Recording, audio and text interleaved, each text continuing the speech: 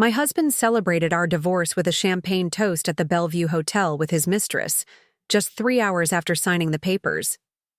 "You're welcome for your freedom," James texted, attaching a photo of them clinking glasses. Maybe, if you hadn't spent all those years playing soldier, you'd have learned how to keep a man happy. Enjoy your meager pension while I build my empire. What James didn't know, what his arrogant, Harvard-educated lawyer never discovered, was that I owned 80% of the business he thought was exclusively his. And by the time he realized what I'd done, the celebration champagne had already gone flat. I stared at his text message, the cavalier cruelty of a man who'd spent 15 years alongside me and still never truly seen me.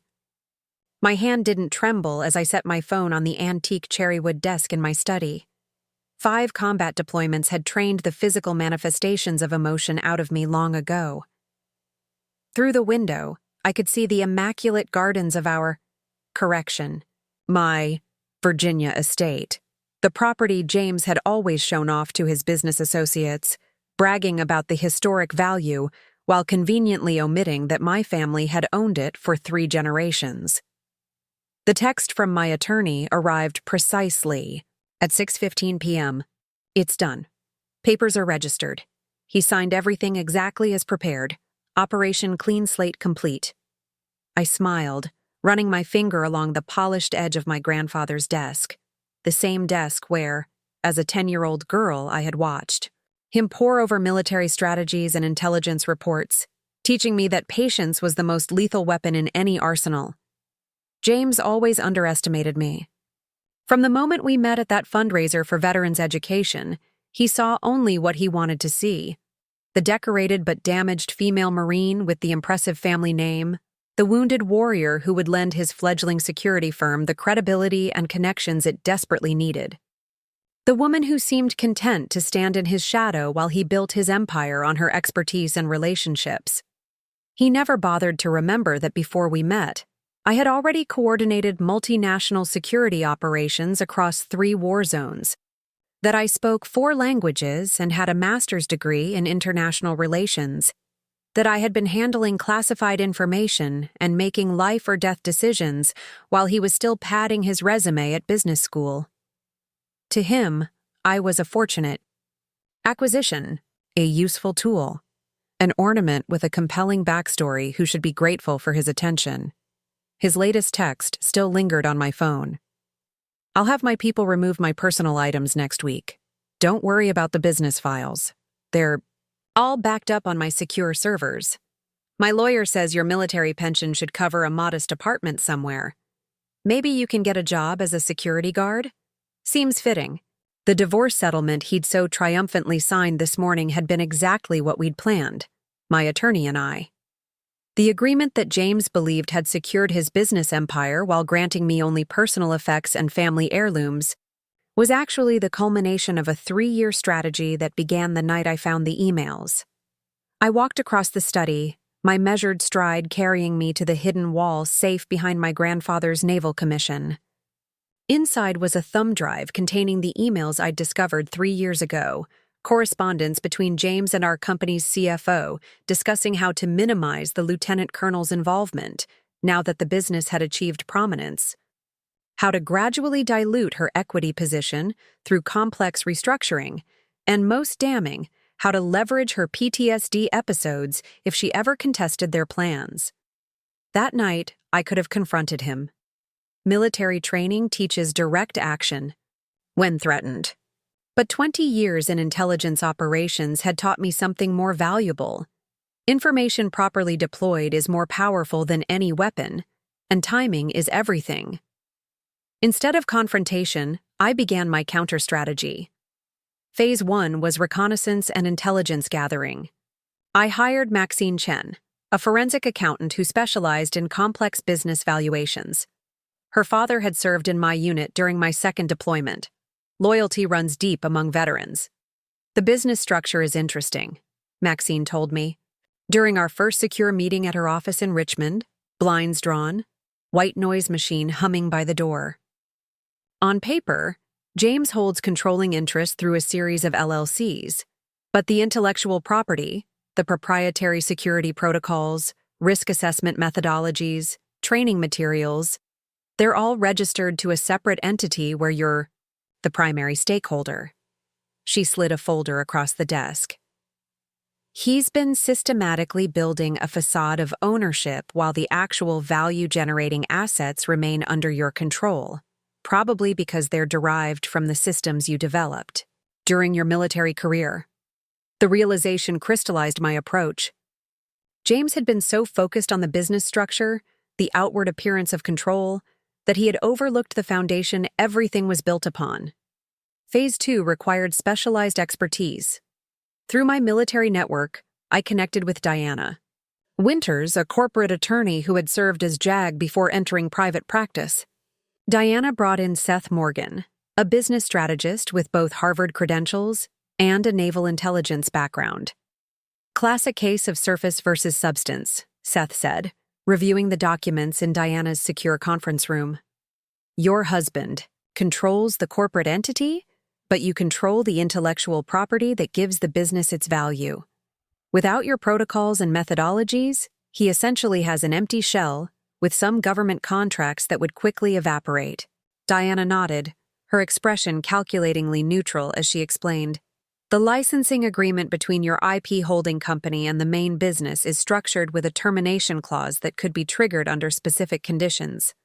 One of which is, she tapped a paragraph on page 17, a significant change in corporate governance or ownership structure. Like a divorce, I said, the first pieces of the strategy falling into place. Exactly, Diana confirmed. But we need to be careful. If he suspects anything, he could restructure or challenge the IP ownership. We need to strengthen your position while maintaining the appearance of business as usual. For the next 3 years, I executed my strategy with military precision. Each phase carefully timed, each move calculated for maximum effect while maintaining operational security. First came securing the intellectual property. I updated and expanded the security protocols and methodologies, documenting everything, meticulously, ensuring my ownership was unassailable. I recruited former military colleagues with specialized expertise to help develop next-generation systems, all properly attributed and registered to my holding company. Meanwhile, I maintained the perfect facade at home and work. I attended company functions, offered strategic insights when asked, and played the role of supportive wife. If James noticed my occasional absences for therapy appointments or veterans' retreats, he never questioned them, likely relieved.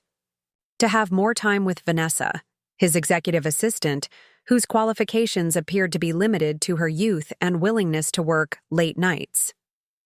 The second phase involved creating a parallel network of industry relationships independent of James. I reconnected with former military contacts now working throughout government and private security sectors. I joined advisory boards for defense, contractors, and spoke at security conferences, always careful to position myself as a thought leader separate from Empire Security Solutions, the company name James had chosen, ignoring my suggestion that it sounded like a villain's organization from a James Bond film. When one of my proprietary risk assessment protocols was adopted as a standard by 3 federal agencies, James proudly took credit in industry publications. When my adaptive security framework won innovation awards, he accepted them on behalf of his company. Each public instance of appropriation was documented and added to Diana's growing file. The third and most crucial phase focused on the financial infrastructure. Working with Maxine, I traced how money moved through the company, identifying vulnerabilities and opportunities. We discovered that James had been gradually establishing parallel banking relationships and investment accounts, apparently preparing for an eventual split. He's creating a firewall between company assets and what he considers his personal entrepreneurial investments, Maxine explained during one of our secure meetings. But he's making a critical mistake by using company resources, your intellectual property, to secure funding for these side ventures. This discovery accelerated our timeline. If James was preparing to separate his financial interests from the company, while continuing to leverage my intellectual property, I needed to be ready. Diana prepared the necessary legal documentation, creating what she called a trapdoor in the corporate structure. When triggered, this will revert control of all intellectual property and derivative works to your holding company, essentially separating the valuable meat of the business from the corporate shell he controls. Seth developed the strategic implementation plan. The key is timing, he emphasized. We need him to believe he's winning completely, to be at his most confident when the reversal occurs. The psychological impact is as important as the legal and financial consequences. As the third year of my counter strategy approached its conclusion, the catalyst I'd been waiting for finally materialized. James initiated divorce proceedings, filing papers that portrayed me as a psychologically damaged veteran who had contributed minimally to his successful business ventures. The proposed settlement offered me a token payout that represented less than 2% of the company's actual value.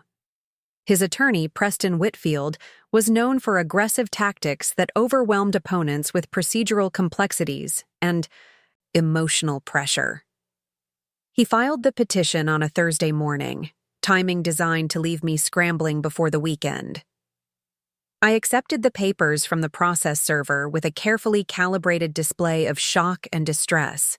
The wounded veteran, receiving one final betrayal. The server, no doubt instructed to report back on my reaction, would describe a woman struggling to maintain military composure as her world collapsed.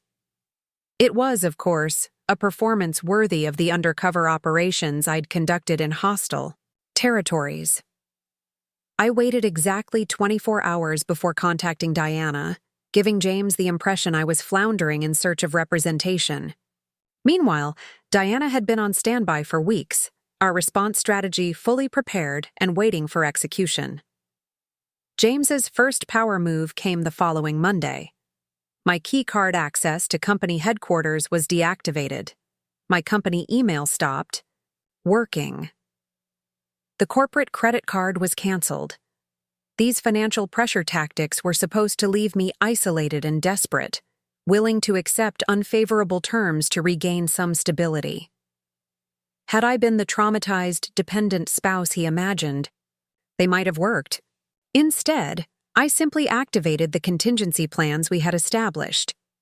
Diana filed our initial response, a seemingly standard request for temporary maintenance and continued health coverage, emphasizing my PTSD treatment needs rather than challenging his business claims.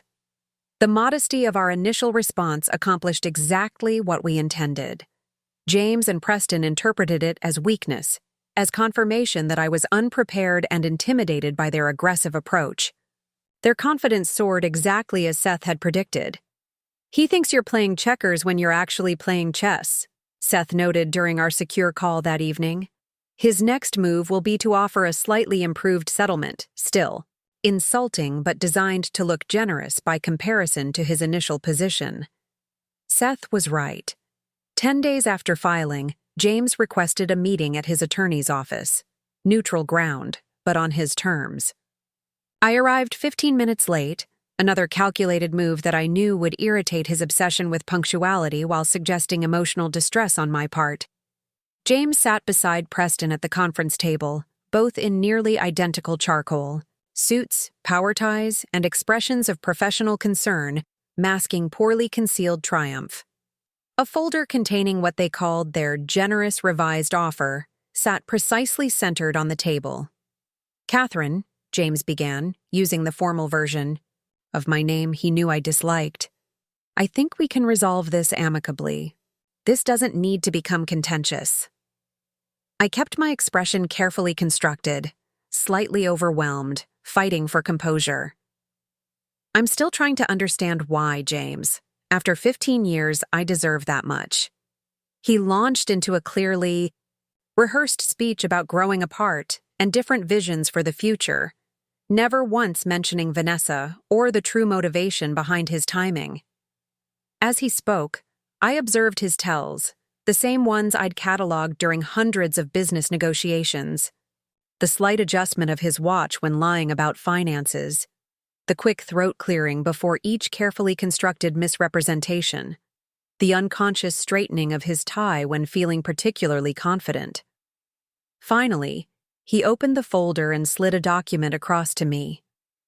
"This offers you the Virginia property, a more reasonable cash settlement, and ongoing health insurance coverage for your conditions. I think you'll find it's quite generous." I glanced at the document without touching it. The generous offer represented perhaps 10% of our actual marital assets and still completely excluded my ownership stake in the business. "I'll need to review this with Diana," I said softly, allowing a slight tremor in my voice. James exchanged a satisfied glance with Preston. "Of course, take your time.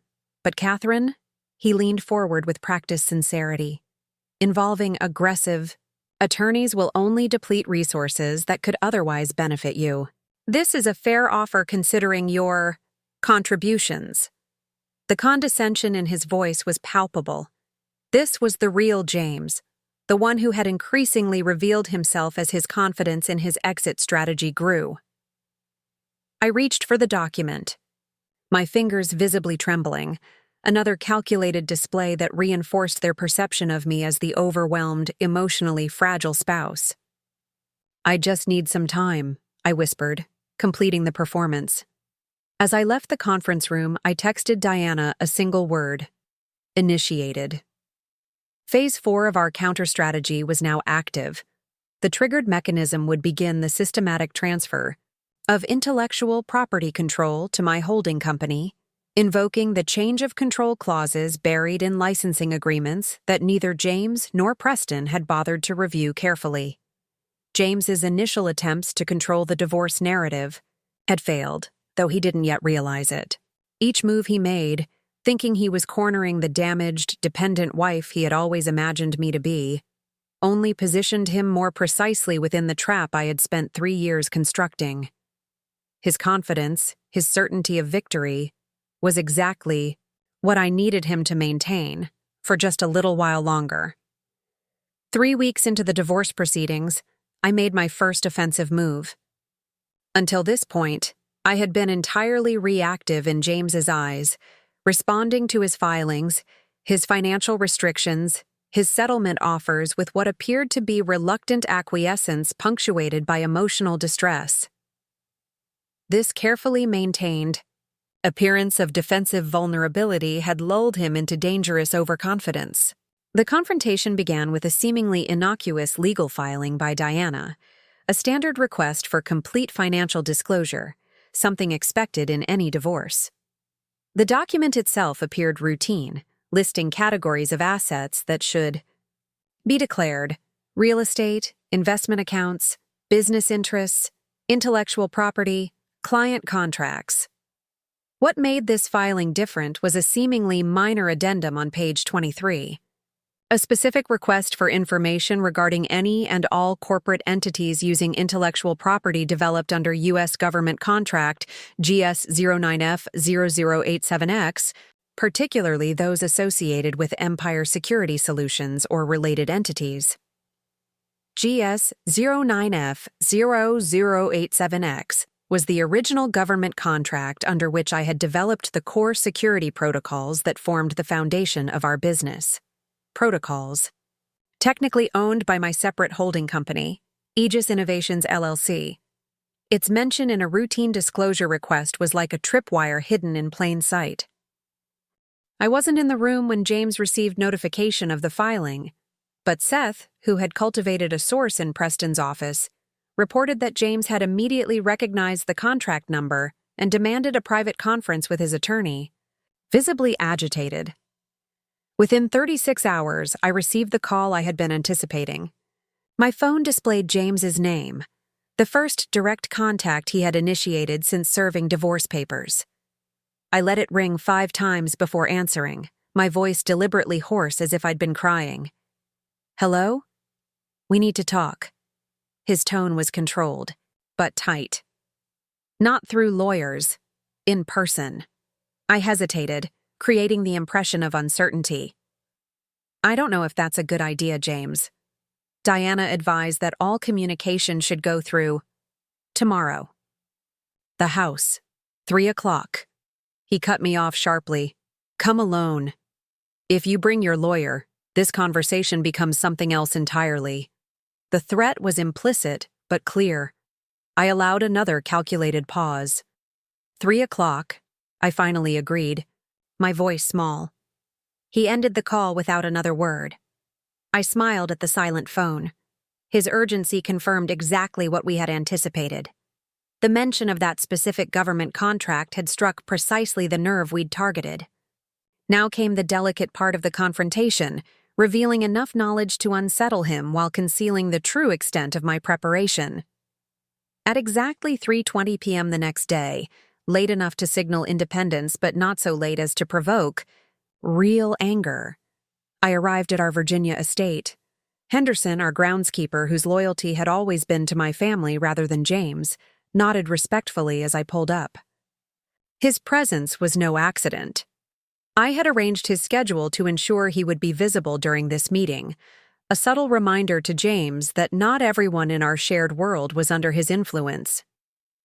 James waited in the library, standing by the windows overlooking the rose garden my grandmother had planted decades before I was born. He didn't turn when I entered, a small power play intended to make me approach him, to place me in the position of supplicant.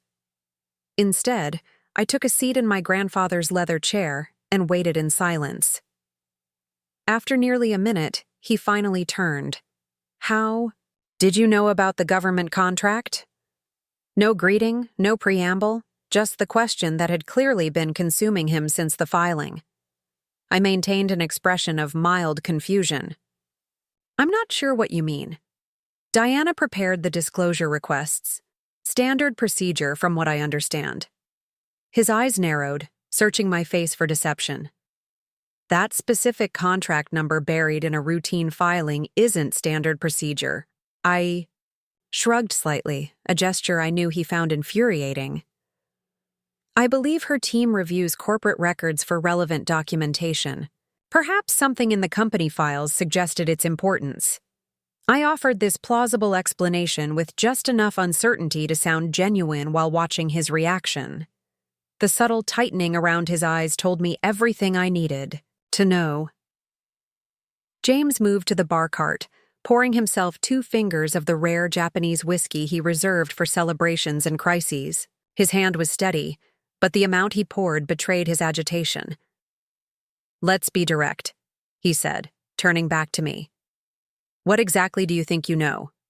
I allowed a small, sad smile to form. I know enough, James. Meaning? Meaning I know about the contract. I know about the licensing agreements. I know about the intellectual property that forms the foundation of Empire's success. I kept my statements deliberately vague, letting him fill in the specifics with his own guilty knowledge. He took a long sip of whiskey, his eyes never leaving mine. You've misunderstood some routine business structures. Preston will clarify everything for the court. Will he? I asked softly. Will he explain the separation between Empire Security Solutions and Aegis Innovations? The licensing agreements that were never disclosed to investors? The ownership structure that you've been systematically misrepresenting? With each question, I watched his expression tighten incrementally. I had never specified amounts, dates, or exact mechanisms. Just enough accurate details to suggest comprehensive knowledge while revealing nothing about my sources or the extent of my information. He set his glass down carefully. What do you want, Kat? And there it was. The pivot from denial to negotiation. The first significant shift in our power dynamic, and his use of my preferred nickname, a calculated attempt to reestablish intimacy and control. I want what's fair, I replied simply. He laughed, a short, harsh sound. Fair? You've been the beneficiary of my business acumen and industry connections for 15 years. The company exists because of my vision and leadership. Is that what you tell yourself?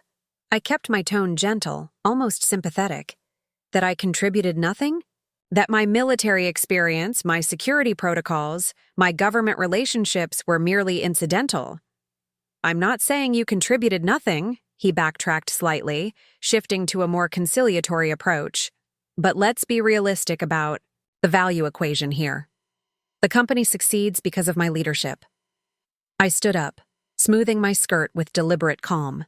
I think we have different definitions of value, James. Always have. I moved toward the door, then paused and turned back. Oh, and Diana suggested I mention that any attempts to modify corporate licensing agreements during divorce proceedings could be problematic, particularly agreements that weren't properly disclosed initially. The color drained from his face slightly. Is that a threat? Not at all, I replied evenly. Just sharing relevant legal information. Isn't that what these conversations are for? Open communication. As I left, I felt his eyes boring into my back, his mind undoubtedly racing through scenarios, calculating risks, reevaluating his position. For the first time, uncertainty had entered his equation. In the car, I texted Diana a single word: escalate. Within hours, her team would file additional requests, targeting 3 more of James's vulnerable areas. The company's dependence on my security clearance for certain government contracts, the question of whether company funds had been used to finance his side ventures, and the potentially improper use of proprietary methodologies with clients outside established agreements. Each new revelation would increase his anxiety, forcing him to wonder what else I knew, how I knew it, and most importantly, what I planned to do with the information. The first direct confrontation had achieved exactly what we intended: destabilization. James now faced an adversary he hadn't anticipated. Not the traumatized, emotionally fragile wife he had expected, but someone with knowledge he couldn't account for and composure he couldn't rattle. The balance of power had shifted subtly but unmistakably, and he was only beginning to realize it. After leaving James at the estate, I didn't immediately return to my temporary apartment in Alexandria. Instead, I instructed my driver, a former Marine who had served under my command during my last deployment, to take me to Roosevelt Island. Despite the autumn chill, I needed to walk, to process what had just transpired and what it represented. As I followed the island's winding trails, the late afternoon sun filtering through nearly bare trees, I found myself in a curious emotional state.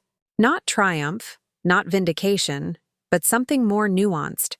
A crystalline clarity about who I had been, who I had become, and the distance between those two versions of myself. 3 years ago, when I first discovered James's betrayal, my initial reaction had been pain so acute it nearly triggered a PTSD episode, the first in years. The sudden, unexpected attack from someone I trusted sent my system into the hypervigilant state I'd worked so hard to overcome after my last deployment. I had loved him, or at least the carefully constructed version of him he had allowed me to see. I had built a civilian life around our partnership, transitioning from military service to the private sector with him as my North Star. The woman I had been then would have confronted him immediately. Direct action, the military way. Accusations, demands for explanations, perhaps even violence given my combat training. But that confrontation would have given him exactly what he wanted: emotional, leverage, confirmation of his narrative about my instability, ammunition to use against me in both personal and professional arenas. Instead, I had chosen a different path, activating the strategic patience my grandfather had instilled in me long before I donned a uniform. I stopped at a bench overlooking the Potomac, watching kayakers navigate the current. My phone buzzed, with a message from Seth. Target accessed Attorney Portal 4X since meeting, making urgent calls to CFO and outside counsel, surveillance continuing. James was rattled, exactly as intended. But my satisfaction came not from his discomfort, but from my own evolution. The woman who had walked out of that library today was not the same one who had discovered his betrayal 3 years ago. The differences went beyond strategy, beyond the careful preparations and countermoves. I had reclaimed something essential that had been slowly, almost imperceptibly eroded during our marriage. My identity as a strategist, a leader, a woman whose value existed independently of her relationship to a man who had never truly seen her. My phone buzzed again. Diana this time. Judge Keller assigned to case. Favorable development. All filings proceeding on schedule. The technical details of my legal strategy were complex, but the underlying principle was simple. Independence, not just from James specifically, but from the need for any external validation of my worth. The third message came from Maxine. Financial analyses complete. All scenarios modeled as instructed. Ready for implementation on your command. Each of these messages represented a strand in the web I had methodically constructed over 3 years. Legal, financial, informational, strategic layers of preparation that had transformed what could have been a devastating loss into a position of unexpected strength. But there was another transformation, one less visible but more fundamental. The pain that had initially driven me, the hurt of betrayal, the shock of discovering James's true nature, had evolved into something clearer and colder, not hatred, which would still represent an emotional investment in him, but a profound indifference. I no longer needed him to recognize what he had lost in me, to regret his choices, to suffer for his arrogance. His journey was his own, distinct from my path forward. This was perhaps the most unexpected gift of his betrayal. Complete, emotional freedom, the realization that his opinion of me, his assessment of my worth, his very existence in my world, none of it was necessary to my happiness or success. As I completed my circuit of the island, the lights of the Kennedy Center beginning to glimmer, across the river in the gathering dusk, I felt a sense of alignment that had been absent for too long. My external actions and my internal reality were finally congruent. No more performance, no more compromise, no more strategic diminishment of my capabilities to accommodate someone else's ego. The divorce was still unfolding, the legal complexities still in motion, but in the most essential way, I had already moved beyond it, beyond him. I had rediscovered the woman I was before, the strategist, the leader, the survivor, and found her stronger than I remembered. I texted my driver to pick me up at the north entrance. As I waited, a final message appeared from Diana. Emergency meeting called at Empire tomorrow morning, board members being notified. Phase 3 ready for your authorization. The next stage would move more quickly, with less room for James to maneuver, less opportunity for him to recover his balance. Where the past 3 years had been about patient preparation, the coming days would be about precise execution. The black SUV pulled up, Marcus stepping out to open the door with professional efficiency. As I settled into the leather seat, I found myself thinking not about James's reaction to today's revelations, but about the veteran's educational foundation I planned to establish once this chapter was definitively closed.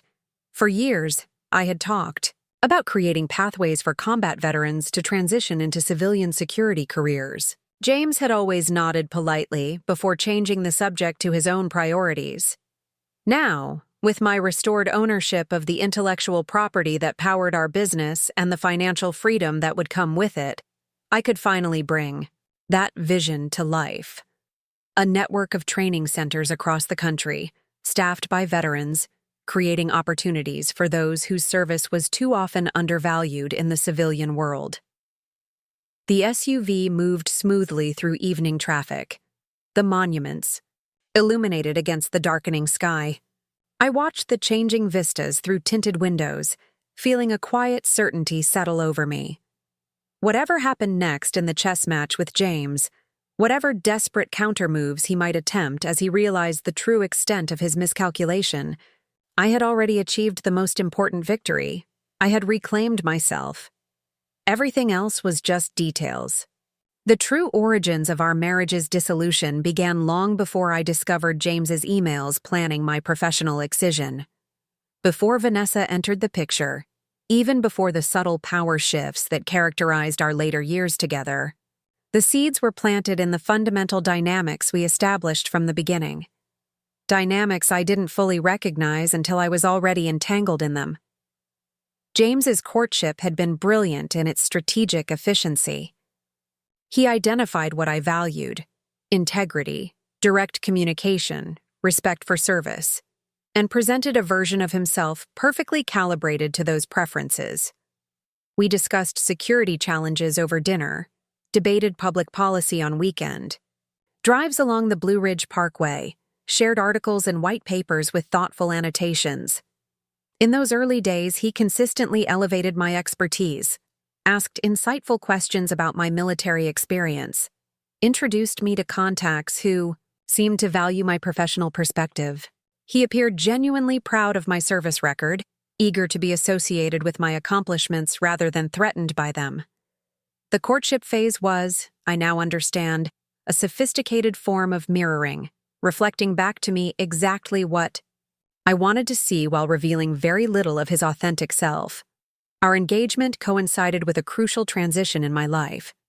After 20 years in the Marines, culminating in a lieutenant colonel's rank and a position overseeing security protocols for multinational operations, I was contemplating retirement.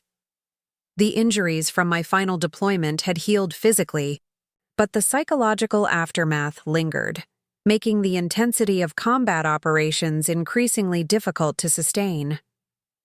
James appeared precisely when I was most vulnerable, not from weakness, but from transition. He offered a bridge between my military identity and civilian life, a partnership that seemed to value rather than dismiss my capabilities. "Your expertise is wasted on government bureaucracy," he told me over dinner the night he proposed. "Together, we could build something that truly protects people, without the political constraints that have frustrated you for years."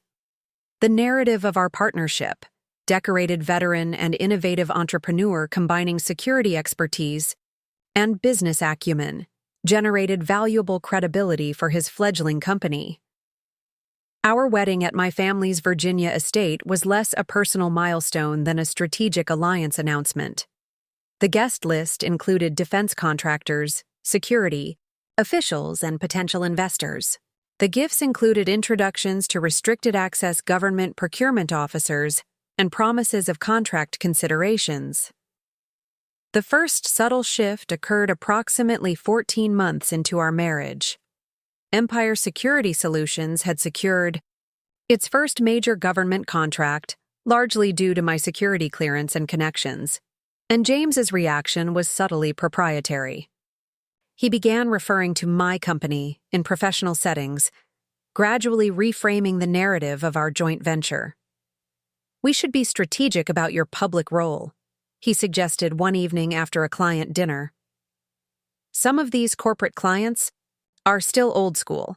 They respond better to traditional executive presentations. You're more valuable behind the scenes, developing the security frameworks that make us unique." I didn't recognize this statement for what it was, the first explicit boundary being drawn around my operational authority. Instead, I interpreted it as practical business strategy, a reasonable adaptation to market realities, a pattern established itself over subsequent years. My individual identity, professional, social, even personal, was gradually subsumed into a narrative that increasingly centered around James's vision and priorities. The process was so incremental as to be nearly imperceptible. A suggestion that I decline a speaking engagement at a security conference because it might create message confusion with his keynote at another event. The gradual replacement of my military colleagues with his approved business network. The subtle redirection of client conversations when my tactical expertise threatened to overshadow his strategic overview. Each individual instance seemed minor, reasonable, the normal compromises of marriage and business partnership. Collectively, they represented a comprehensive strategy of containment, allowing me enough expression to remain fulfilled, but never enough to challenge his centrality in our shared narrative. By our 5th anniversary, the dynamic was firmly entrenched. I had transitioned from operational leader to technical advisor. My schedule revolved around company priorities determined increasingly without my input. Even our home reflected his preferences rather than mine. Modernist minimalism that photographed well for business publications rather than the comfortable, history-rich spaces I had grown up with. The financial entanglement happened similarly. What began as reasonable consolidation of resources for operational efficiency became increasingly opaque systems where my access was mediated through his financial team. Quarterly reviews focused on overall growth rather than specific allocations. Documentation was summarized rather than comprehensive. Again, each step seemed logical in isolation. Our business was expanding. Our asset structure was complex. Specialization made sense. His team handled the financial details while I focused on security frameworks, a reasonable division of labor between partners with different expertise. Except it wasn't a partnership. It was a gradual, deliberate transfer of control. Looking back with clear eyes, I can identify the critical juncture where I could have changed course. Approximately 7 years into our marriage, I was approached about leading a specialized security training program for female veterans transitioning to civilian contractor roles, a project that would have utilized my unique combination of combat experience and leadership training. The role would have established an identity distinct from Empire's operations and reconnected me with the military community I had increasingly been separated from. James's response was masterfully executed. Not direct opposition, which I might have resisted, but concerned support. Worries about my PTSD triggers being reactivated by close work with combat veterans. Questions about the program's funding stability. Subtle reminders of how much Empire needed my expertise during a critical growth phase. "You've already proven yourself in that world," he said, his tone reasonable, even loving. "Why return to those stresses when you don't need to? We're building something together that can help far more people than a small training program." I declined the position. It remains the decision I most regret, not for the opportunity itself, but for what it represented. The moment I explicitly chose the identity he had constructed for me over the path I might have forged independently. The subsequent years brought increasing isolation professionally and personally. My closest military colleagues, those who might have helped me recognize the dynamic, were gradually edged out of our lives. Regular unit reunions were missed due to conveniently scheduled business trips. Invitations declined because of last-minute client emergencies. What I didn't realize then was that James's need for control wasn't simply about ego or power. It was about insecurity. A fundamental belief that relationships were transactional. Value was hierarchical, and partnerships were zero-sum competitions rather than collaborative endeavors. For him to win, someone had to lose. For him to be extraordinary, those around him had to be diminished. This pattern was established long before I discovered the emails about minimizing my involvement, before the offshore accounts, before the exit strategy that ultimately led to our divorce. Those were merely symptoms of the underlying pathology, a worldview in which people were assets to be acquired, managed, and eventually discarded when their perceived value no longer served his narrative. Understanding this context doesn't excuse his betrayal, but it explains why the path to my recovery couldn't be simply financial or legal. It required a fundamental recalibration of my sense of self, a return to the woman I had been before I allowed my identity to be incrementally erased. The strategy I developed over 3 years wasn't simply about securing business assets or protecting myself from James's eventual betrayal. It was a comprehensive system designed to fundamentally alter the equation between us, legally, financially, professionally, and psychologically. The legal architecture formed the foundation. Beginning with Diana's discovery of the vulnerable licensing agreements between Empire Security Solutions and my technically separate intellectual property holding company, Aegis Innovations, we created a framework that would allow for decisive action when needed while appearing dormant during normal operations. The key innovation was the trigger mechanism, specific conditions that would automatically activate cascading legal consequences if certain actions were taken. One such trigger was any attempt to modify the company's core intellectual property licensing without unanimous board approval, a provision James had never noticed because board decisions had always been effectively his alone. The financial component operated in parallel.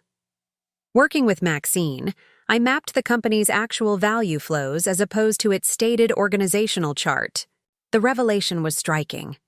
While James controlled the corporate entity that clients contracted with, the actual deliverables, the security protocols, risk assessment methodologies, and training materials, all flowed through my separate holding company. This created what Maxine called value asymmetry, a situation where perceived control and actual value generation were misaligned. By strengthening my hold on the intellectual property while allowing James to maintain the illusion of complete corporate control, we established a powerful negotiating position for when the confrontation eventually came. The professional dimension required the most delicate balance. I needed to simultaneously maintain my value to the company while establishing independent professional credibility that could survive separation from empire. This meant selectively participating in industry events without James, publishing security, analyses under my own name rather than the company's, and quietly rebuilding relationships with my military network. Perhaps most crucially, I documented every instance where my work was presented as James's. Every client meeting where he presented my security frameworks as his innovation, every interview where he claimed credit for methodologies I had developed, every award the company received for systems I had designed. This documentation wasn't motivated by vanity, but by strategic foresight. When the time came to establish the true source of Empire's value, this record would prove decisive. The psychological component was equally sophisticated. Under Seth's guidance, I studied James's decision patterns, emotional triggers, and cognitive biases. I cataloged his relationships, mapped his insecurities, documented his habits. This allowed me to predict with remarkable accuracy how he would respond to various stimuli, knowledge that would prove invaluable during the divorce proceedings.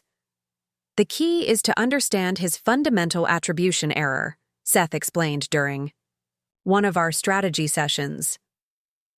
James genuinely believes his success comes entirely from his inherent qualities rather than external factors, including your contributions. This makes him simultaneously overconfident and vulnerable. This comprehensive preparation created what military strategists call asymmetric advantage, a position where apparent power and actual leverage are dramatically misaligned, allowing the seemingly weaker party to achieve decisive victory through superior positioning and information. By the time James filed for divorce, believing he had secured his advantage, the mechanism was already in motion, proceeding with the inevitable logic of its design toward a conclusion that had been determined years before. 2 days after my confrontation with James at the Virginia estate, I initiated the escalation phase, transitioning from defensive positioning to strategic offensive measures. This phase wasn't about revenge, but about systematic realignment of power, executed with surgical precision. The first escalation move targeted James's professional reputation. For 15 years, he had meticulously cultivated his image as a visionary security entrepreneur with unparalleled insight into emerging threats. This carefully constructed persona was both his greatest asset and his most vulnerable point. The color drained from his face so rapidly it was almost concerning. This wasn't the vague reference I had made during our previous confrontation. This was the exact legal name of my holding company, information he believed only he and his most trusted advisors possessed. "How could you possibly?" he began, then stopped abruptly, reassessing. "What do you want?" "Everything that's rightfully mine, which includes 80% ownership of the actual value of the business we built together." His saw eyes scoffed, but the sound lacked conviction. "You won't get it. No court would..." This isn't about courts, James. My voice remained perfectly even. This is about mathematics, the incontrovertible reality of your situation. I rose and walked to the window, looking out at the city lights. Your largest government contract is under review for potential misrepresentation of intellectual property ownership. The compliance audit has identified irregularities in how company funds were allocated to your personal projects. 3 board members have privately expressed concerns about potential liability. I turned back to face him. Your carefully constructed world isn't collapsing because of any action I've taken. It's collapsing under the weight of your own choices. He stared at me, something like fear finally breaching his carefully maintained facade. What have you done? Nothing, I replied truthfully. I've simply stopped pretending not to see what was always there. In that moment, the final shift occurred, the complete inversion of the power dynamic that had defined our relationship for 15 years. For the first time, James faced not just a temporary setback, but existential uncertainty, not just the loss of specific assets, but the potential unraveling of his entire carefully constructed identity. The settlement papers will be delivered tomorrow, I said quietly. They represent a clean division, fair by any objective standard. Sign them, and this ends quietly. Choose otherwise, and the consequences will proceed according to their own logic. The implication was clear. The pressures he had experienced thus far were merely preliminary. The real consequences remained in reserve, held back not out of mercy, but strategic patience. James looked at me as if seeing a stranger. In many ways, he was. The woman he had married, or thought he had married, no longer existed. In her place stood someone who had not only matched his capacity for strategic thinking, but had fundamentally surpassed it. Without another word, he turned and left the suite. We both knew the confrontation was over. The only question that remained was whether he would accept the inevitable with what dignity remained to him, or force the final, irreversible escalation I had prepared but hoped not to deploy. In the 48 hours following our final confrontation, James's carefully constructed world began its systematic deconstruction. Not through any additional action on my part. The mechanisms were already in motion, proceeding with the relentless logic of cause and effect. The first domino fell 14 hours after our meeting. Seth's monitoring systems captured an emergency video call between James and Empire's primary investor. The conversation revealed that access to certain key operational accounts had been mysteriously restricted, pending contractual clarification. Process triggered by the licensing agreement terms Diana had designed months earlier.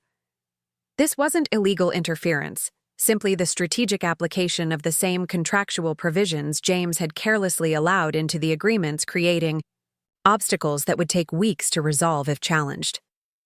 By the following morning, the professional consequences accelerated. The government contracting officer for their largest federal account requested an immediate clarification meeting with Empire's legal team present. Though I wasn't privy to the conversation itself, the outcome became clear when the company's status on the federal procurement website changed from active vendor to review pending 3 hours later. A press release followed. Empire Security Solutions announces organizational review effective immediately. The careful corporate language masked the reality of what had occurred. James had been questioned about potential misrepresentation of intellectual property ownership in federal contracting documents, a violation with potentially serious consequences. The social consequences unfolded in parallel. Speaking invitations were rescinded. Standing meetings with industry groups became mysteriously rescheduled. The subtle machinery of professional exclusion operated with ruthless efficiency once the signal had been given that James's status had changed. Most telling was the sudden absence of calls and messages from people who had once sought his favor. Seth's monitoring showed the precipitous decline in communication, a digital representation of professional abandonment happening in real time. The personal consequences were perhaps the most predictable, but no less devastating. 36 hours. After our meeting, Vanessa requested an immediate leave of absence, citing personal reasons. By evening, her company email auto-response indicated she would be unavailable indefinitely. She left without a face-to-face conversation, sending only a brief text. "This isn't what I signed up for. I need distance from this situation." The message timestamp showed it was sent from the airport lounge, a digital farewell designed to prevent immediate response or persuasion. Within 2 days, James had lost his professional standing, industry position, and personal relationship, the 3 pillars that had supported his identity and self-conception. What made these consequences so devastating wasn't just their substance, but their apparent inevitability. None could be directly attributed to vindictive action on my part. Each appeared to be the natural result of his own choices, his own behaviors, his own vulnerabilities exposed to natural scrutiny. The settlement papers arrived at Preston's office as promised. The terms were, by objective standards, reasonable, acknowledging my majority ownership of the intellectual property that formed the core value of the business, while allowing James to maintain a 20% equity stake in his position as CEO, provided he acknowledged the actual ownership structure and operated with appropriate transparency going forward. No punitive claims, no excessive demands. What the documents didn't mention, of course, was the alternative: the complete replacement of Empire's leadership and potential criminal referral for contracting fraud if the deception had continued. The most remarkable aspect of the aftermath was James's isolation. In constructing his life around transactions rather than relationships, he had created no genuine support system. Those who had surrounded him, colleagues, industry connections, even Vanessa, had been attracted to his success, his status, his utility to their own ambitions. When those external markers of value diminished, so did their interest in him as a person. The transactional worldview that had guided his approach to our marriage ultimately defined all his relationships. And when he could no longer offer favorable terms, those relationships revealed their conditional nature. 4 days after our confrontation, Preston contacted Diana, requesting an in-person meeting to discuss potential adjustments to the proposed settlement. The language was professional, but the subtext was clear: capitulation. James had finally recognized what I had known for 3 years: that true power lies not in controlling others, but in creating systems that operate independently of direct control, generating consequences that appear both natural and inevitable. The why. Finalization of the divorce occurred with remarkable efficiency once James accepted the inevitable. What might have been years of contentious litigation concluded in less than 5 weeks. The settlement agreement was signed without fanfare, a simple DocuSign notification appearing on my phone one Tuesday afternoon while I was reviewing plans for the Veterans Education Foundation in my Alexandria apartment. That digital signature marked the formal end of our 15-year marriage. But my personal transformation had been completed long before the legal dissolution. The woman who signed those documents bore little resemblance to the one who had discovered James's betrayal 3 years earlier.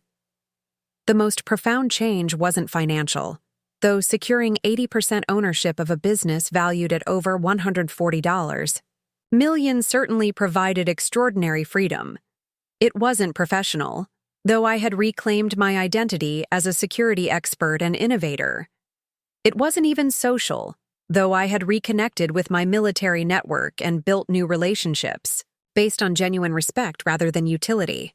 Through Diana, I arranged for specific documentation to be anonymously delivered to 3 key figures: the chairperson of the government contracting committee that oversaw Empire's largest contracts, the compliance officer at their primary financial institution, and a respected industry journalist who specialized in security sector analysis.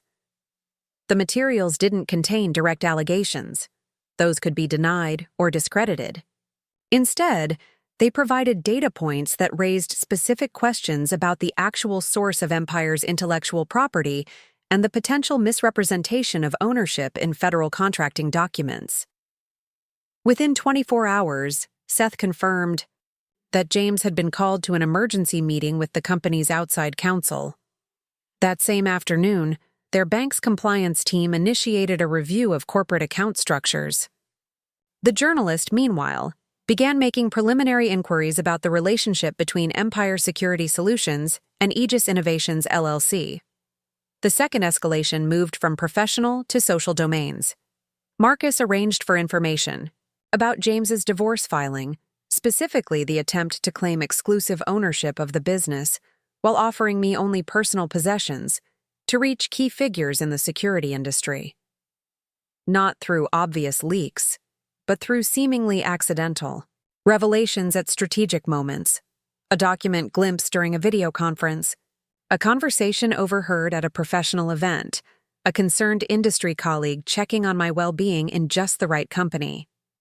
Within a week, subtle but significant shifts occurred in James's professional standing.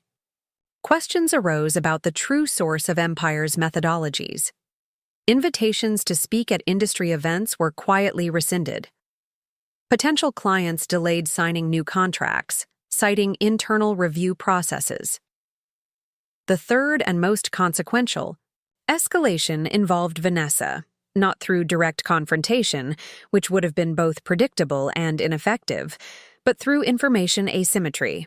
Using materials from our forensic financial analysis, I arranged for Vanessa to receive specific knowledge about Empire's vulnerable financial position and James's potential personal liability under certain regulatory scenarios, not presented as an attack, but as information she deserved to know as a senior company employee with potential exposure.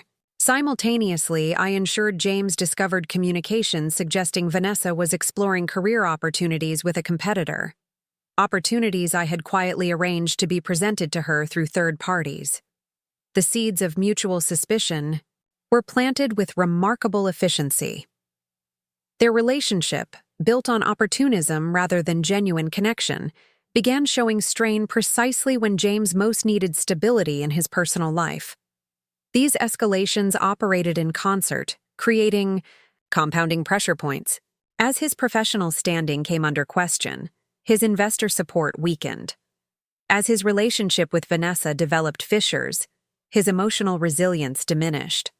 As each domain of his life required urgent attention, his ability to focus on fighting the divorce deteriorated. Most importantly, none of these measures could be directly traced to me. Each appeared to be a natural consequence of his own choices, the inevitable result of his behavior rather than orchestrated countermoves. This was the fundamental principle of the escalation phase: systematic pressure applied precisely where it would be most effective, timed for maximum impact, disguised as organic developments rather than deliberate actions. The essence of true power isn't in demonstrative force, but in catalyzing consequences that appear inevitable. A principle James was now learning through direct experience as his carefully constructed world began to unravel around him. The final confrontation with James occurred 28 days after he filed for divorce. By then, the compounding pressures of my escalation strategy had created exactly the conditions I had anticipated: professional uncertainty, social isolation, personal instability, and above all, the dawning realization that he had severely miscalculated. My phone rang at 10:16 p.m., James's name on the screen. "We need to talk," he said when I answered, his voice tightly controlled but with an underlying strain I hadn't heard before. "Not through lawyers, just us." I remained silent for a calculated moment. "When?" "Tonight. Now." The urgency was evident. "I'll come to you, wherever you are." This was significant. His willingness to come to me, to enter territory he didn't control. The power dynamic had already shifted more than he realized. "The Jefferson Hotel, Suite 812, I replied, naming not my actual residence but a hotel suite Diana had maintained for precisely this possibility. a neutral setting, secured and prepared according to my specifications. I'll be there in 30 minutes. I arrived before him, of course. The suite had been specially prepared, elegant but impersonal, with subtle security measures in place. Seth had arranged discreet recording systems, and Marcus had positioned additional security in adjacent rooms. Nothing was left to chance. James arrived 47 minutes later, looking noticeably different from our previous meeting. The immaculate presentation remained, expensive suit, perfect grooming, but something had changed in his bearing. The unshakable confidence had acquired a brittle quality, like glass under increasing pressure. He declined my offer of a drink, remaining standing as if to assert some control over the interaction. "This has gone far enough, Kat." I sat comfortably in an armchair, deliberately relaxed. "What has?" "You know exactly what."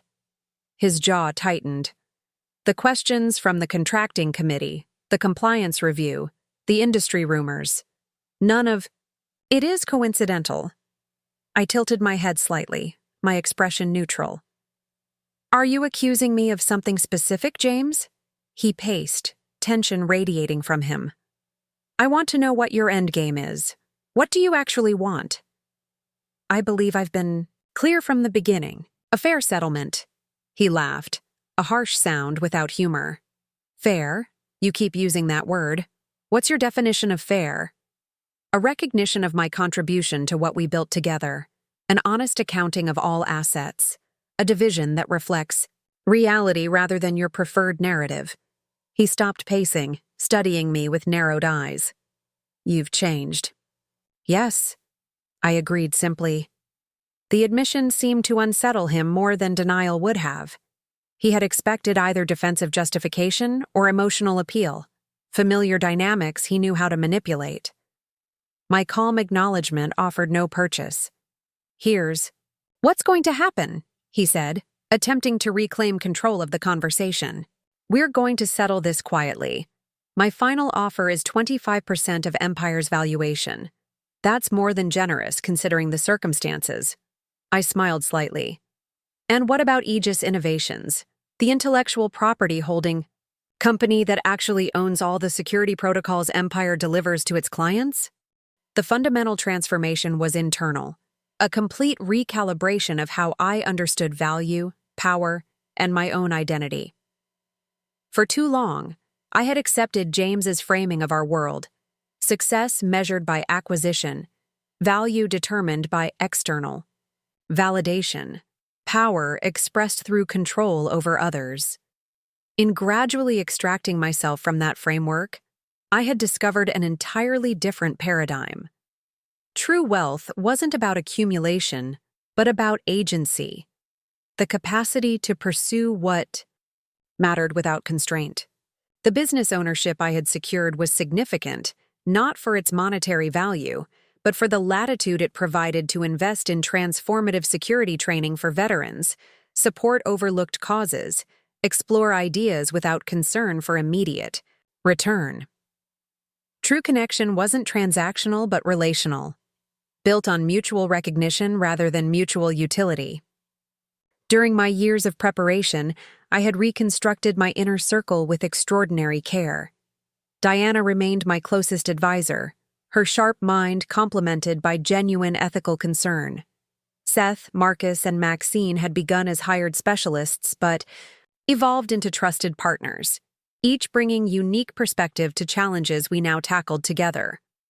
Most significantly, I had reconnected with individuals from my military life. Former colleagues whose relationships had been based on shared experience and values rather than strategic advantage. These reconnections helped me rediscover aspects of myself that had been submerged during my marriage. My direct communication style, my dark humor forged in combat zones, my appreciation for the camaraderie that comes from shared hardship. True power, I had learned, wasn't about dominance, but about discernment. The ability to perceive reality accurately and respond appropriately. The strength of my position against James hadn't come from resources or tactics alone, but from seeing clearly the patterns he couldn't recognize, understanding dynamics he couldn't perceive. This clarity now extended to all areas of my life. I evaluated opportunities not by status or appearance, but by substance and impact. I judged character not by polish or pedigree, but by consistency and integrity. I measured success not by comparison to others, but by alignment with my own values. The morning after the divorce was finalized, I woke early and drove to Arlington National Cemetery. The tradition of visiting fallen comrades had been another casualty of my marriage to James. He had always found reasons why we couldn't attend memorial services or remembrance events, gradually separating me from the rituals that had anchored my military identity. I walked among the perfectly aligned white headstones, stopping at several that marked particular losses. Teammates who hadn't returned from missions, leaders who had shaped my understanding of duty, friends whose sacrifice remained a constant reminder of the privileges I still enjoyed. This simple reclamation of my personal rituals symbolized the broader recalibration. James had never understood that my military service wasn't simply a career phase or credential, but a fundamental part of my identity, a commitment to principles larger than individual advancement. I had already initiated several new ventures: a security training program for female veterans, a technology incubator focused on defense innovations with humanitarian applications, a scholarship fund for children of fallen service members. Each reflected values that had been important to me before my identity became subsumed in James's narrative. These weren't chosen as repudiations of my past, but as affirmations of my authentic interests, the first expressions of a voice that had been temporarily muted but never truly silenced. The legal end of my marriage didn't feel like a conclusion, but like a commencement, the formal beginning of a life I had already been constructing. The document simply acknowledged what had already occurred: my complete emancipation from a relationship that had evolved from partnership to containment. Standing at the grave of my former commanding officer, Colonel Margaret Hayes, a woman whose leadership had shown me what genuine authority looked like, I experienced what can only be described as radical freedom. Not just from James specifically, but from external definitions of success, from prescribed paths, from the subtle constraints I had internalized over years of gradual compromise. The lieutenant colonel who had once calculated her words to avoid threatening a fragile male ego now spoke with unfiltered clarity. The security expert who had stepped back from operational roles to support her husband's career now launched ambitious ventures based on her own vision. The veteran who had been gradually separated from her military community now created gatherings, centered on service rather than status. The transformation was complete, not because I had won against James, though that victory was undeniable, but because I had recognized and dismantled the internal structures that had made his influence possible in the first place. I had not just secured my freedom from a specific relationship. I had liberated myself from an entire framework of valuation that had never truly served me. 2 months after the divorce was finalized, I received an unexpected message from an encrypted email address I didn't recognize. The subject line read simply, "Regarding JL." Important? The body contained nothing but a date, time, and the name of a coffee shop in Georgetown I'd never heard of. My first instinct was to disregard it. The divorce was settled. Empire Security Solutions was operating under new governance structures, with me as majority owner, and my life had moved decisively forward. But something about the clinical precision of the message suggested it wasn't random or malicious. After having Marcus verify the message contained no tracking elements or security threats, I decided to attend, taking appropriate precautions. I arrived 20 minutes early, positioning myself at a corner table with clear sight lines to both the entrance and rear exit. Marcus had secured the perimeter, with 2 former Force Recon Marines discreetly positioned, one inside as another patron, one outside monitoring approaches. At precisely the appointed time, a woman entered the coffee shop, early 60s, silver hair cut in a precise bob, wearing a tailored navy pantsuit that suggested government service. She carried herself with the unmistakable bearing of someone accustomed to command, her assessment of the room too systematic to be casual. Her gaze settled on me with quiet recognition, though we had never met. She approached without hesitation. Lieutenant. Colonel Parker, I'm Victoria Lawson. The name registered immediately. Victoria Lawson had been James's mentor during his early career, the former defense contractor who had given him his first significant opportunity. In 15 years of marriage, I had never met her. James had always claimed they had lost touch after she left the private sector for a government position. I gestured to the seat across from me, maintaining a neutral expression despite my surprise. "Thank you for coming," she said, declining the server's offer of coffee. "I'll be direct. I've been monitoring the situation between you and James for some time." The implication was clear and startling. She had been aware of our conflict, perhaps even its underlying causes, long before it became public. "I should clarify," she continued, noting my expression, "that James and I have maintained a connection he chose not to disclose to you. My interest in your situation is both professional and personal." She reached into her leather portfolio and placed a small flash drive on the table. "I believe this might provide context for some questions you may still have." I didn't reach for it immediately. "What exactly is your relationship with James?" "That's a more complex question than it appears," she replied, her gaze steady. "Officially, I recruited him from business school for a defense contractor where I held a senior position. Unofficially, I identified him as having specific qualities that made him valuable for certain initiatives." "What qualities?" "Ambition without ideology, intelligence without originality, confidence without self-awareness."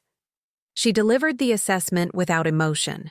Individuals with that profile are surprisingly useful in certain operational contexts. The deliberate vagueness of her language triggered my intelligence training. Victoria Lawson wasn't simply a former defense contractor. She was something else entirely. "What agency?" I asked directly. A slight smile acknowledged my perception.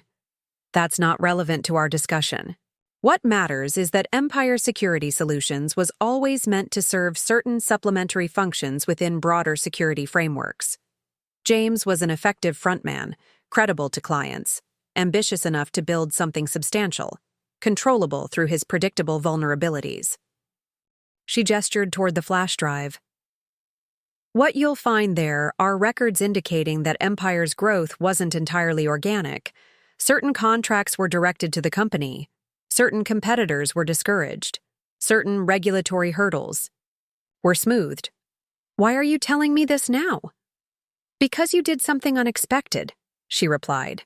"You not only outmaneuvered James, which isn't particularly difficult for someone with your capabilities, but you reconstructed the company's ownership and operational structure in ways that actually improved its security architecture. That caught certain people's attention." The conversation that followed revealed dimensions to my own story I hadn't realized existed. Victoria wasn't just James's former mentor. She represented interest within the intelligence community that had been using Empire as a vehicle for specific security objectives, mostly legitimate, but occasionally in gray areas that required private sector distance from government agencies. "We've been analyzing how you redesigned the company's security protocols after assuming control," she said, "particularly your integration of human intelligence principles with technical safeguards. Your approach solves several persistent vulnerabilities in critical infrastructure protection." By the conversation's end, the revelation was clear. My victory over James hadn't just been personal. It had been an unexpected audition of sorts. My 3-year counter-strategy had demonstrated capabilities that had brought me to the attention of networks operating in national security dimensions I hadn't fully appreciated despite my military background. Victoria left me with the encrypted drive and a proposition to consider. Not employment, not partnership, but something more ambiguous. access to certain security projects that operated at the intersection of public and private sectors, addressing vulnerabilities that couldn't be managed through conventional channels. You thought you were just reclaiming what was rightfully yours, she said as she prepared to leave. In reality, you were demonstrating capabilities that are increasingly rare and desperately needed. As she stood to depart, I asked the question that had been forming since she first introduced herself. Did you know what he was planning? The divorce? The attempt to push me out? She paused, considering her response carefully. I knew James's nature. When certain patterns emerge consistently across contexts, they become predictable. I didn't direct his actions, but I wasn't surprised by them. And you did nothing to stop it. No. Her admission was unapologetic. For 2 reasons. First, intervention would have compromised certain operational parameters. Second, and more importantly, I assessed that you were entirely capable of handling the situation. That assessment proved correct. I watched her walk away, her posture military straight despite her civilian attire, and wondered how many other aspects of my life had been observed, analyzed, and evaluated by invisible eyes. The revelation from Victoria Lawson lingered in my mind as I stood on the balcony of my newly purchased Georgetown townhouse, watching a summer storm roll in from the west. The encrypted drive she had given me remained on my desk, examined but not yet acted upon. My journey had begun with a singular purpose: to protect myself from James's betrayal, to ensure I wouldn't be left vulnerable when his inevitable exit came. That mission had been accomplished with a thoroughness even I hadn't fully anticipated. The divorce was finalized, my ownership of Empire secured, my future entirely my own. Yet Victoria's appearance had revealed an unsettling truth. The game never ends. It simply evolves into more complex iterations with higher stakes and more sophisticated players. The very capabilities that had secured my freedom from James had also made me visible to forces operating on levels I was only beginning to comprehend.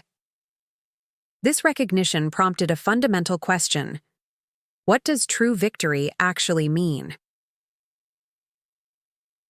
When I discovered James's betrayal 3 years ago, I defined victory in oppositional terms, ensuring he wouldn't win, wouldn't take what was mine, wouldn't leave me without resources or standing. My strategy had been brilliant in its execution, comprehensive in its success. By any conventional measure, I had won completely. But standing here now, I recognize the limitation of victory defined by opposition.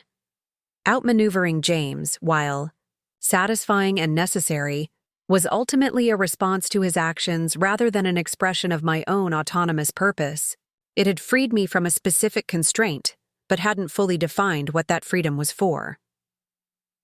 The more profound victory wasn't over James, but over the mindset he represented. The transactional view of relationships, the equation of worth with possession, the belief that power meant control over others, rather than authorship of one's own experience. Victoria's unexpected appearance had inadvertently clarified something essential. I could continue playing ever more sophisticated versions of the same game, moving to higher levels with bigger stakes and more powerful players, or I could choose a different game entirely, one defined by my own values rather than reactive, positioning against others.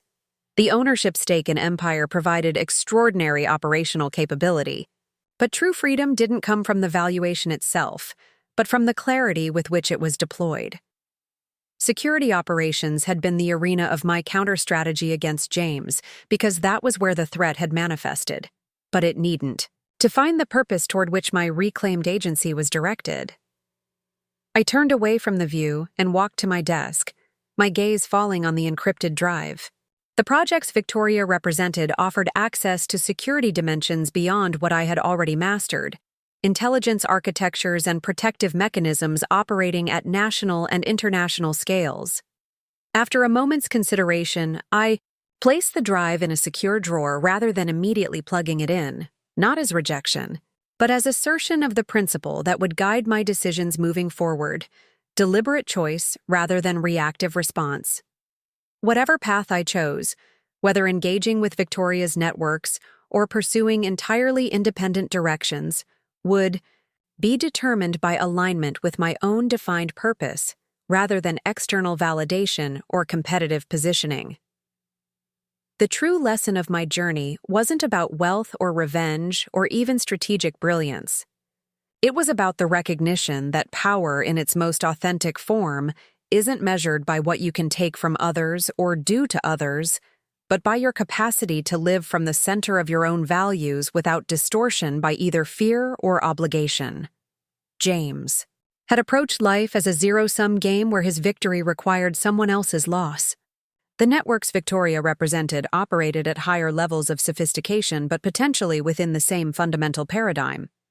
The question facing me now was whether to advance within that paradigm or to step outside it entirely. To play a different game with different metrics of success. I would make that decision not from reaction but from intention, not from opposition but from purpose, not from the past but toward the future I chose to create. Lightning flashed across the darkening sky, briefly illuminating the room. I felt a profound sense of completion regarding the chapter that had closed with the divorce, combined with genuine curiosity about the chapters yet to be written. The ultimate victory wasn't that I had defeated James or reclaimed controlling interest in a valuable security firm or even discovered hidden intelligence networks. It was that I now stood wholly in my own authority, free not just from a specific person, but from external definitions of value, from prescribed paths, from the subtle constraints of others' expectations. The woman who had once been defined in relation to James Lawson now existed entirely on her own terms, and that in the end was the only victory that truly mattered. 3 months after my meeting with Victoria, I made my decision. After thorough evaluation of the materials she had provided, consultation with trusted advisors, and deep reflection on my own priorities, I crafted a response that would set the terms of any potential engagement. I wouldn't simply accept or reject Victoria's proposition, but would reframe it entirely, establishing parameters that aligned with my values while leveraging the unique capabilities I could bring to critical security challenges.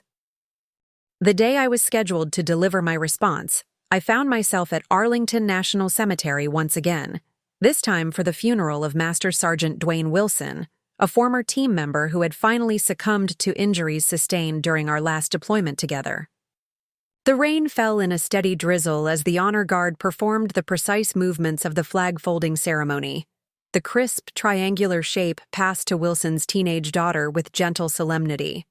After the service, I stood among a group of veterans who had served with Wilson, listening to stories that alternated between heartbreaking and hilarious, the full spectrum of memories that defined a life of service.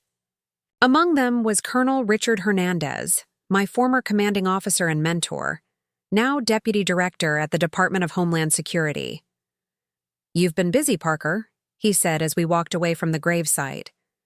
His tone was casual, but his words were deliberate. "Victoria Lawson isn't someone who appears in your life accidentally." I glanced at him, measuring my response. "You know her. We've crossed paths in various operational contexts.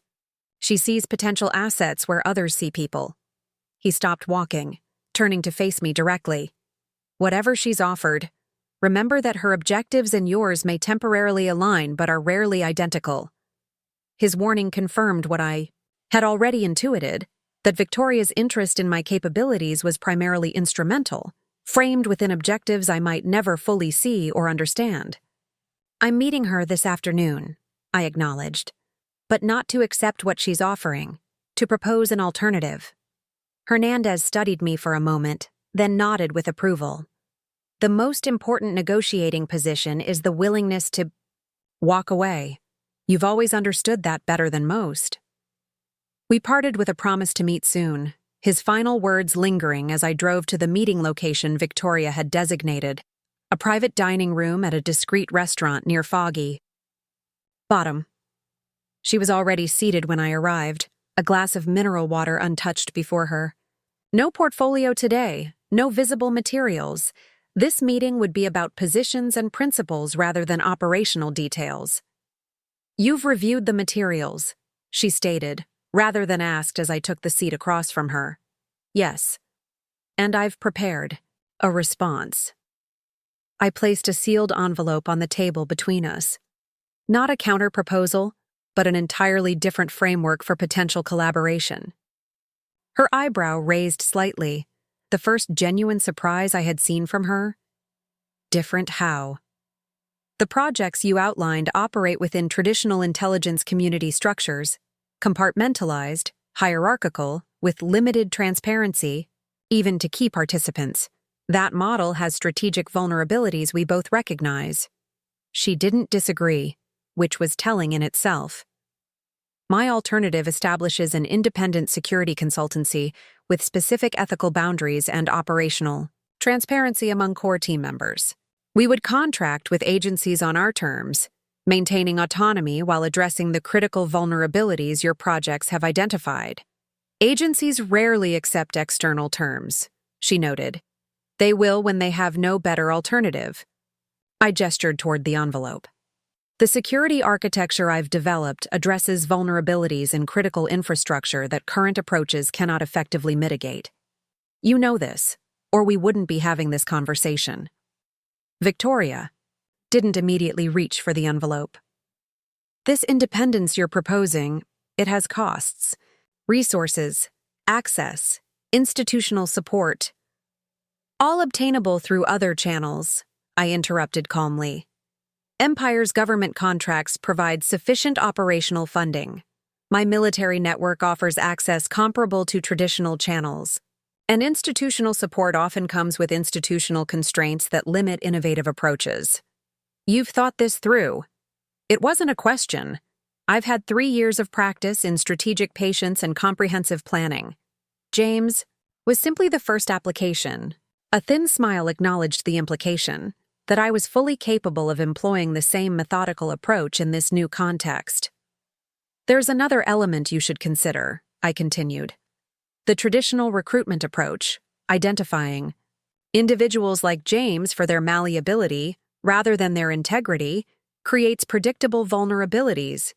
The same qualities that make them controllable also make them susceptible to compromise."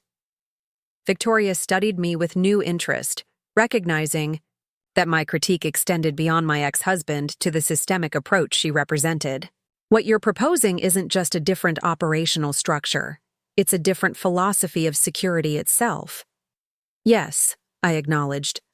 "One that recognizes that strength comes from integrity rather than control, from transparent commitment, to clear principles rather than manipulated self-interest."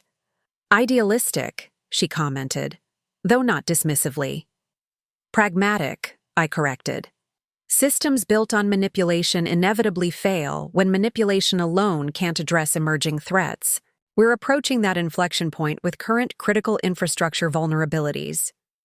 Victoria finally reached for the envelope, though she didn't open it. "And if I decline your alternative framework?"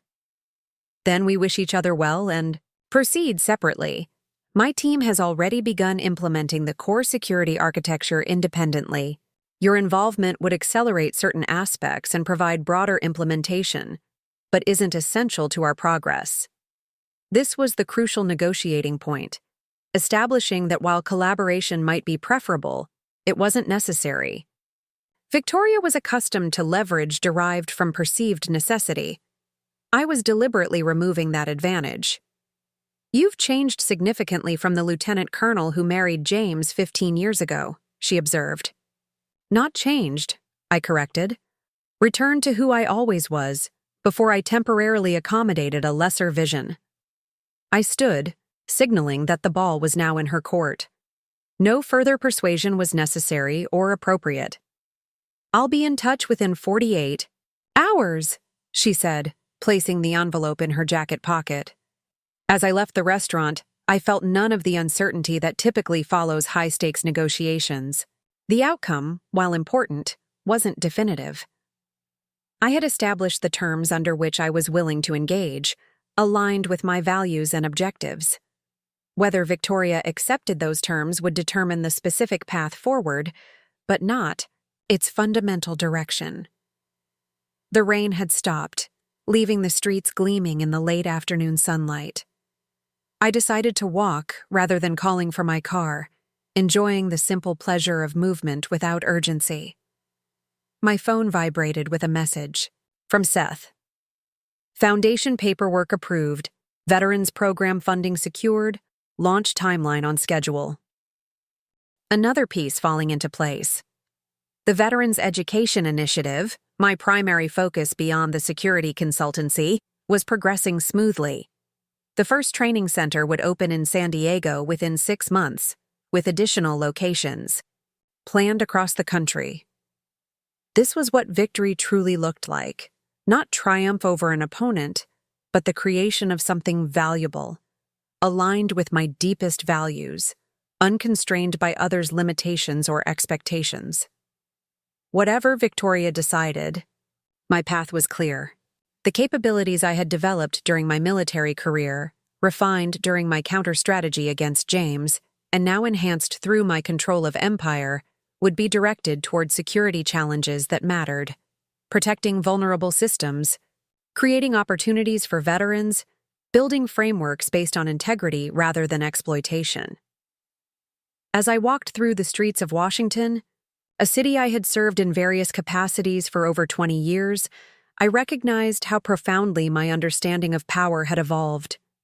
True power wasn't about control or domination or even strategic brilliance, though all had their utility.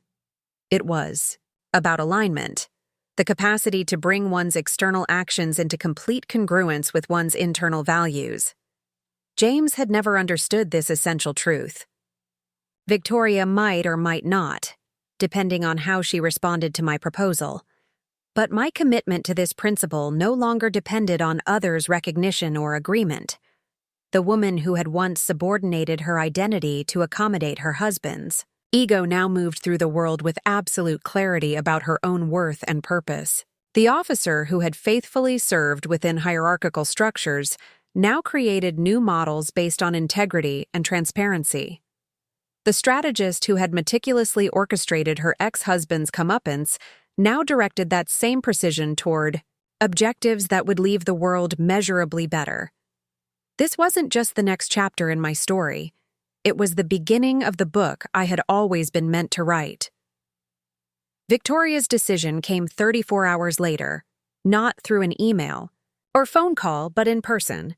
I was reviewing security protocols for the San Diego Training Center when my assistant notified me that Victoria Lawson was in the lobby, requesting 5 minutes of my time.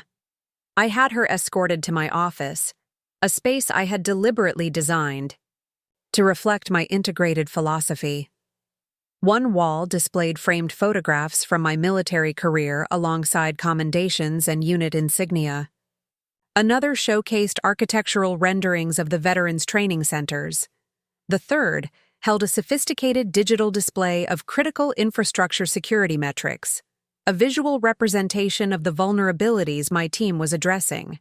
Victoria entered with the same precise bearing I had observed at our previous meetings, but something subtle had shifted in her demeanor. The careful neutrality had been replaced by what appeared to be genuine respect, a quality she dispensed rarely, according to my research. "Your proposal is unorthodox," she began without preamble, remaining standing though I had gestured toward a chair. "It violates several operational paradigms that have governed intelligence community practices for decades." I waited, recognizing this as preface rather than conclusion. "It's also the most comprehensive approach to critical infrastructure protection I've seen in 27 years of service." She placed my envelope on my desk, now bearing additional markings indicating it had been reviewed at levels well above her nominal authority. "You've been provisionally approved for a pilot implementation on the Eastern Seaboard Power Grid Security Framework." Provisionally? I noted the qualifier. There are elements within the traditional structure who find your insistence on operational transparency problematic. The slight pause suggested this was significant understatement. They've authorized the pilot with the expectation that practical constraints will force you back toward conventional methodologies. And your assessment? A thin smile appeared.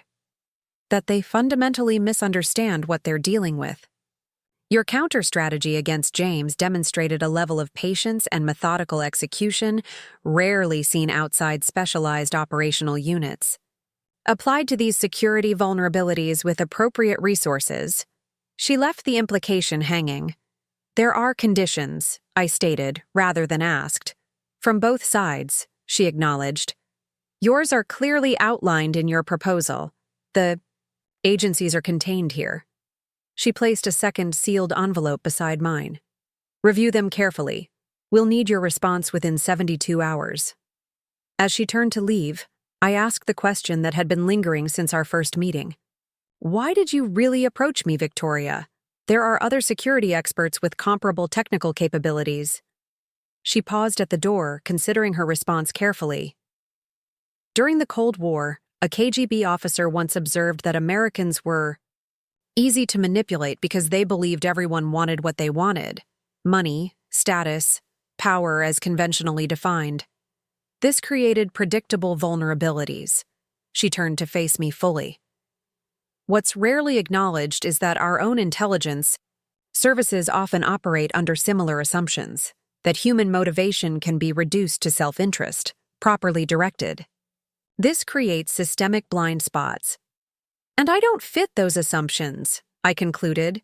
You not only don't fit them, you've demonstrated an entirely different operational philosophy, one that's increasingly essential as we face adversaries who exploit the predictable behaviors that arise from purely self-interested motivations. She nodded toward the envelope. The pilot project is just the beginning. What you've proposed isn't merely a security architecture.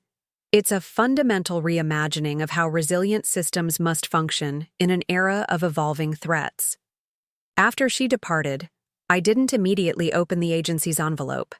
Instead, I walked to the window overlooking the Potomac, watching sailboats navigate the currents with varying degrees of skill. Some fought against the river's natural flow, burning energy in constant correction. Others used the same currents to accelerate their journey, understanding that power often comes from working with natural forces rather than against them. 3. Metaphor wasn't lost on me. Traditional security structures often positioned themselves in opposition to the very dynamics they sought to manage, fighting against human nature, information flow, technological evolution. My approach recognized that true security came from alignment with these forces, channeling them toward resilience rather than attempting to control them through restriction. My phone chimed with an incoming message from Diana. Empire Board approval secured for the international expansion. Full funding authorized. Congratulations. Another piece falling into place. The company James had tried to take from me was now becoming a vehicle for implementing security frameworks globally, protecting critical systems while creating opportunities for veterans to transition their skills to civilian applications. The agency envelope remained on my desk, representing a choice rather than a necessity. I could pursue my objectives with or without their involvement, though their resources would certainly accelerate certain aspects of implementation. My decision would be based not on what offered the greatest personal advantage, but on what would most effectively advance the security frameworks I believed were essential. This was perhaps the clearest measure of how completely I had transformed. From a woman who had once made decisions based on accommodating her husband's ego to one whose choices reflected unwavering alignment with her core values. The final meeting with James occurred 6 months later at the opening of the first Veterans Security Training Center in San Diego. He requested the meeting through formal channels, a properly worded email to my executive assistant, without presumption of access or artificial familiarity. I agreed to a brief conversation before the public ceremony, curious about what had prompted this contact after months of silence.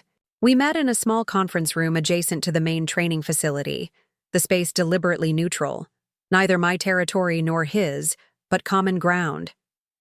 James entered with noticeably different bearing than I remembered.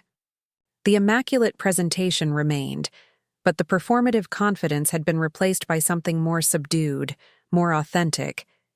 He had aged visibly in the intervening months, lines around his eyes that hadn't been there before, gray at his, temples that hadn't been artificially eliminated. "Thank you for seeing me," he began, remaining standing though I had gestured toward a chair. "I'll be brief. I wanted to acknowledge something before your public announcement today." I waited, genuinely curious about what had prompted this unexpected appearance. "You were right," he said simply. "Not just about the business or the divorce, but about everything. The approach to security, to relationships, to value itself." He finally sat, his movements suggesting a man who had confronted hard truths. It took losing everything to recognize what actually matters. "Why tell me this now?" I asked, neither accepting nor rejecting his acknowledgement. "Because what you're launching today is important. The integration of veterans into advanced security frameworks, the approach to critical infrastructure protection, it's genuinely innovative." He placed a thin folder on the table between us. "I've been consulting with a technology group in Silicon Valley. They've developed an AI application for threat pattern recognition that complements your security architecture. I thought it might be useful." I didn't immediately reach for the folder. "This isn't an attempt to reinsert yourself into the business, is it?" A tired smile acknowledged the reasonable suspicion. "No, the technology is open source. I'm receiving no compensation, have no equity position. Consider it—" He paused, searching for the right word. "Restitution, in a small way. Recognition that some things are more important than personal gain." As he stood to leave, I was struck by the realization that the man before me was fundamentally different from the one I had divorced, not through any virtue of character, but through the harsh education of consequence. James had lost not just his marriage and control of his company, but his self-conception, and in that painful dismantling had perhaps found the beginning of something more authentic. "I hope you find what you're looking for, James," I said, without rancor or attachment. "I think that's the point I'm finally beginning to understand," he replied. "It was never about finding something external. It was always about recognizing what was already there." After he departed, I examined the technical specifications for the AI application. It was, as he had claimed, potentially valuable, a sophisticated pattern recognition system that could indeed complement our security architecture. Whether this represented genuine evolution on his part or simply another strategic maneuver was almost irrelevant. What mattered was that I could evaluate it objectively, without emotional entanglement. The opening ceremony began an hour later, a gathering of veterans, security professionals, government representatives, and community leaders. As I stood at the podium, looking out at faces reflecting the diverse experiences and expertise that would shape our collective security future, I felt a profound sense of alignment. Security isn't ultimately about protection from threats. I began, departing from my prepared remarks. It's about creating systems so fundamentally resilient that threats lose their power to destabilize. True security comes not from building higher walls, but from establishing deeper connections between people with complementary capabilities, between systems with overlapping functions, between values that transcend individual interests. I gestured toward the facility behind me. What we're launching today isn't just a training center. It's a new paradigm for understanding security itself, one that recognizes that our strength comes not from isolation, but from integration, not from dominance, but from resilience, not from control, but from shared purpose. As I continued outlining our vision, I was struck by how completely my understanding of power had evolved from the woman who had once accommodated her husband's ego to preserve a transactional peace. True power wasn't about winning conflicts or accumulating advantages. It was about creating systems that rendered such conflicts irrelevant, that channeled human potential toward shared flourishing rather than zero-sum competition. the journey that had begun with betrayal had ultimately led not to bitter victory over an opponent, but to the creation of something genuinely valuable: security frameworks that protected vulnerable systems, opportunities that honored veterans' capabilities, relationships based on integrity rather than exploitation. This was what genuine victory looked like: not triumph over others, but creation of lasting value aligned with one's deepest principles. The woman who had once been defined by her relationship to James Lawson now stood completely in her own authority, not in opposition to him or anyone else, but in affirmation of possibilities he had never imagined. And that, in the end, was the most profound victory of all. If this story resonated with you, don't forget to hit that subscribe button. We share powerful stories of resilience, strategy, and transformation every week. Leave a comment telling us what part of Catherine's journey spoke to you most deeply, and make sure you turn on notifications so you never miss our newest content. Next week, we'll be sharing another incredible story of someone who turned betrayal into triumph through patience and strategic thinking. Trust me, it's one you won't want to miss.